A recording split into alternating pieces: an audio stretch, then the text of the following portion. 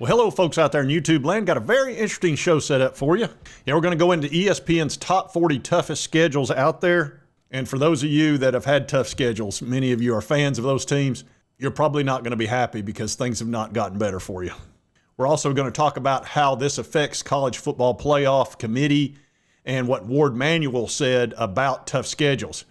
That part will won't surprise you, actually. But we'll talk about that in a little bit. The suspense is terrible. The way we're going to do this, we're going to start with 10, go to 1. Then I'm going to show you 11 through 40. And we're going to start out with the 10th toughest schedule. That's Texas A&M. And you know they've been averaging 8-4 for a long time. And one of the toughest parts, they've got a trip to Notre Dame. They've also got to go to LSU, to Texas. And they're also playing Florida and South Carolina. So you can definitely see why they'd be in the top 10. And they've got to get off that 8-4 because they paid $76 million to Jimbo to get away from 8-4. So there's not going to be a ton of patience. But let's move to number 9. It says LSU's trying to get over the hump with Brian Kelly. He's been a bit of an underachiever. He's done fine down there, but look, he went down there to win a natty, and it just hasn't quite worked out that way, which typically doesn't for most coaches. But he went there thinking, well, I can get the recruits. He didn't realize NIL was going to change everything, and then Notre Dame would suddenly be spending over $20 million. So had he known that, he probably would have stayed. But it is what it is. At least he tried to ingratiate himself to the LSU folks by learning their language a little bit.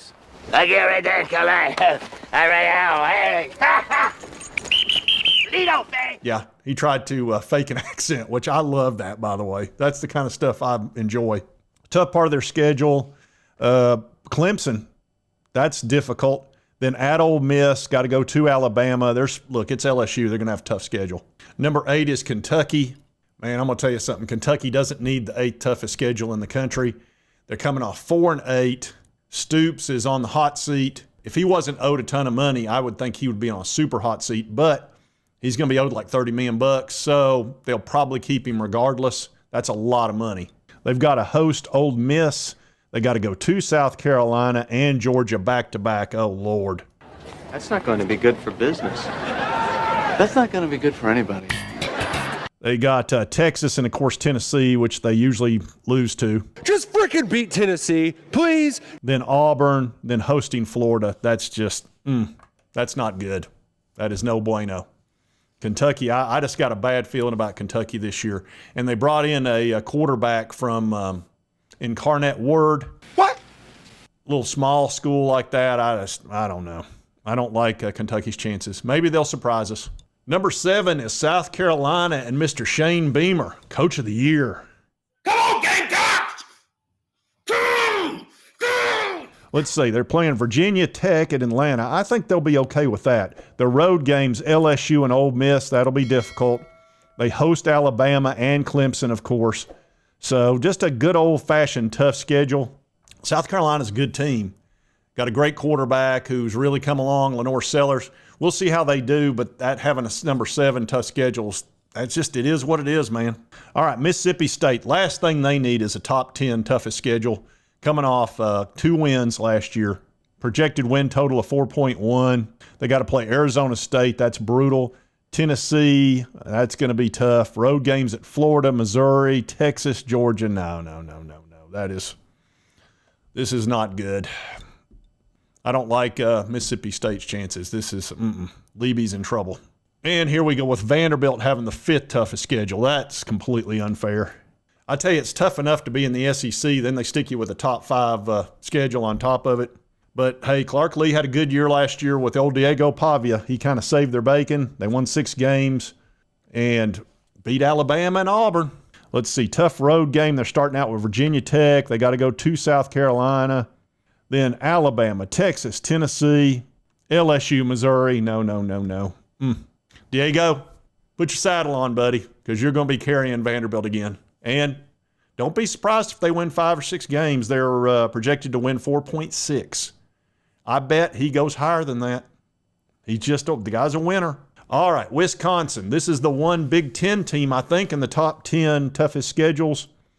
Let's see, they're projected to win 5 games. They got, Alabama, that's their tough one that's out of conference. Then they got to go to Michigan, against Ohio State and Oregon. That's 4 really tough games, so I can see why they're in the top 4. That Alabama put them over the top. So there's your Big Ten team in the top 10. Arkansas, this is not good for Pittman. They're looking to win 5.3 games. How did you wind up with Notre Dame? Ole Miss, Notre Dame, Tennessee, LSU, and Texas. Oh, God.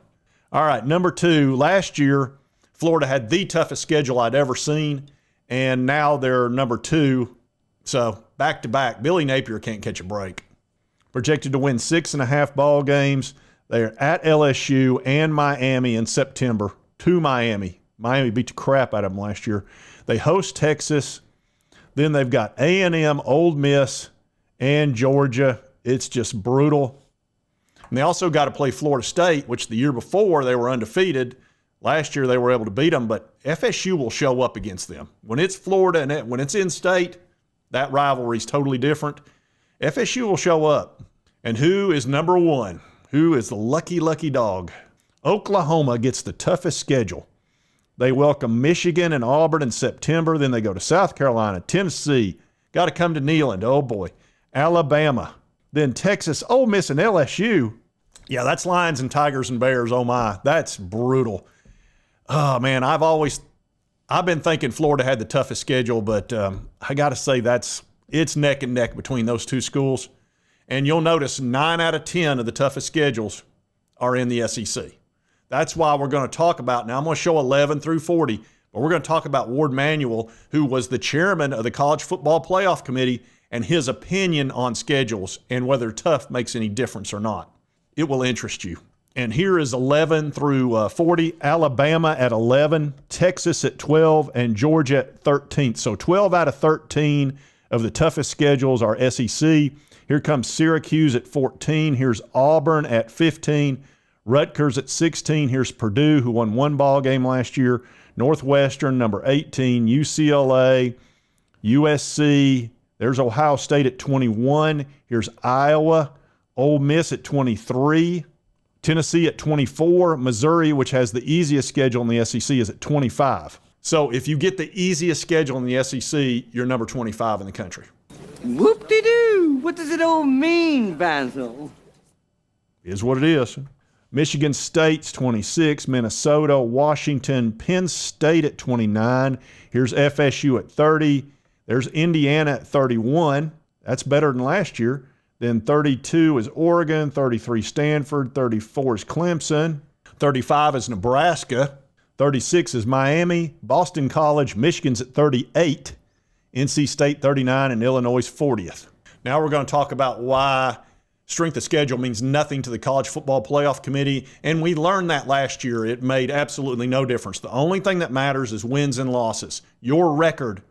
You could play Little Sisters the Poor 12 games in a row. You go 12-0, you're as in as you can be. If you play Alabama and Georgia, Ohio State, Oregon, and all that, that's going to be treated about the same way. Just a fact. And here's the chairman. Here's his words. As a chair, I'm trying to keep hypothetical situations out of the conversation of the debate of strength of schedule. Each year, we see teams who should beat other teams on paper lose in upsets. He said, all we can do is judge the resumes we see in front of us and judge people by whom they played. We can't say what would happen if Michigan had the same schedule as Indiana or Indiana had the same schedule as Penn State. We can't go to those places because that's not what exists in front of us. In other words, it makes zero difference. None. So Nebraska screwing over Tennessee by dumping that home-and-home situation and putting us in a lurch. Tennessee now has to find a team. Nebraska realized, Matt Rule said, hey, it doesn't matter. I want to get in the playoffs somehow, some way. I got to get rid of the toughest games I can that I'm allowed to. So he went ahead and paid $1 million to get rid of Tennessee. And now we've got to try to find a team to play that's, a Power 4. And it won't be at home, probably going to have to go on the road twice with 2 different teams and play a neutral site, which sucks for the city of Knoxville and will cost the city millions and millions of dollars. But hey, when you show somebody that strength of schedule doesn't matter, they're going to adjust accordingly. And Ward showed them, and I can understand why Ward was the chairman of the College Football Playoff Committee, because he oversaw one of the biggest cheating scandals we've ever seen in college football history. Allegedly. And he certainly deserved to be chairman. And don't you question it. How dare you? And strength of schedule shouldn't matter. I'm surprised he didn't get a medal. I mean, he had no idea Connor Stalions was doing anything like that, or Jim Harbaugh had any clue. The sign stealer guy. And what was he supposed to do? Do something about it?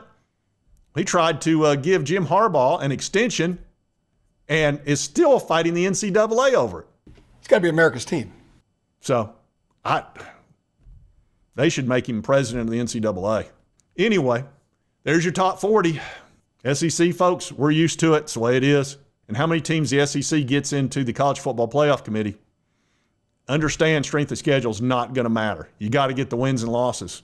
Learn it. Know it. Live it.